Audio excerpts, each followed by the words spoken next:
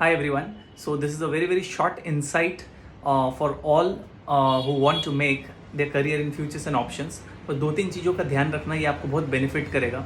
पहली बात तो ये जो केओस है, स्ट्रैटेजी कभी कभार ऐसा होता है ना, आप कोई स्ट्रैटेजी ढूंढ लेते हो एंड जो भी अवेलेबल है स्ट्रैटेजी उस पर आप काम करना चाहते हो, लेकिन आप ये भूल जाते हो कि क्या वो स्ट्रैटेजी स्केलेबल है. राइट, अभी आप 2 लॉट 4 लॉट पे खेल रहे हो.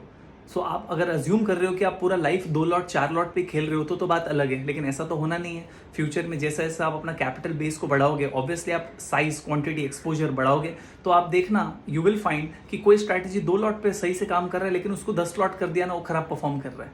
सो वो स्ट्रैटेजी पे काम ही नहीं करना है कि जहाँ पे अगर मैं क्वांटिटी चेंज कर दूं तो मेरा पूरा का पूरा पे ऑफ डायग्राम अलग हो जाता है, मैं उसको एडजस्ट नहीं कर पा रहा हूँ. तो ऐसे स्ट्रैटेजी से दूर रहना है. स्ट्रैटेजी शुड बी स्केलेबल कि आज मेरे पास कमती पैसा है तो मैं 2 लॉट पे खेल रहा हूँ, कल मेरे पास ज्यादा पैसे आ जाएंगे, कैपिटल मेरे पास बढ़ जाएगा तो मैं 200 लॉट पे खेलूंगा.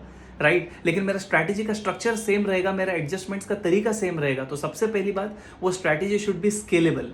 राइट, क्योंकि लॉन्ग टर्म अगर आप एफएनओ फ्यूचर्स एंड ऑप्शन को सही मायने में प्रोफेशन की तरह ले रहे हो, तो आपको वही स्ट्रैटेजी में काम करना चाहिए जो आप स्केल कर सको.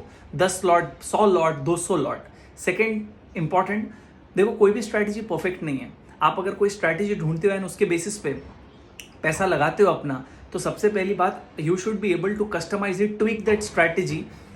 जब कभी भी अनसर्टन इवेंट्स आ जाए तो आपको बहुत सारा कस्टमाइजेशन उस स्ट्रैटेजी में करने आना चाहिए.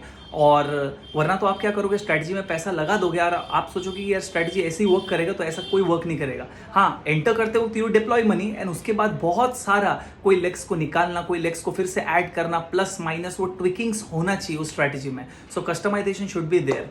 थर्ड, वेरी इंपॉर्टेंट, जब भी आप कोई स्ट्रैटेजी को बैक टेस्ट करते हो तो एक ही पीरियड पे बैक टेस्ट मत कीजिए प्लीज. सपोज आप 2018 2019 में कोई मंथ में जाके बैक टेस्ट कर रहे हो, वो टाइम पे आईवी लेवल्स काफी लो थे, 2020 में आईवी लेवल्स काफी हाई थे, 2019 में सिनेरियो अलग था, 2020 में सिनेरियो अलग था, लिक्विडिटी अलग था, बिड आस्क स्प्रेड अलग अलग थे, प्राइसेस का जो चेंज होने का मोमेंट, वॉलेटिलिटी, वो पूरा का पूरा अलग था. तो आप जब भी बैक टेस्ट करो, सो 3-4 पीरियड, उससे भी ज्यादा पीरियड पे टेस्ट करके देखो कि आपका स्ट्रैटेजी हर पीरियड में कैसे वर्क कर रहा है. क्या हर पीरियड में low IV, high IV, theta effect, conditions का इफेक्ट, जियोपॉलिटिकल टेंशंस, तो सारे पीरियड में आप टेस्ट करके देन कंक्लूड करना कि ये स्ट्रैटेजी सही में काम करने वाला है क्या आगे भी.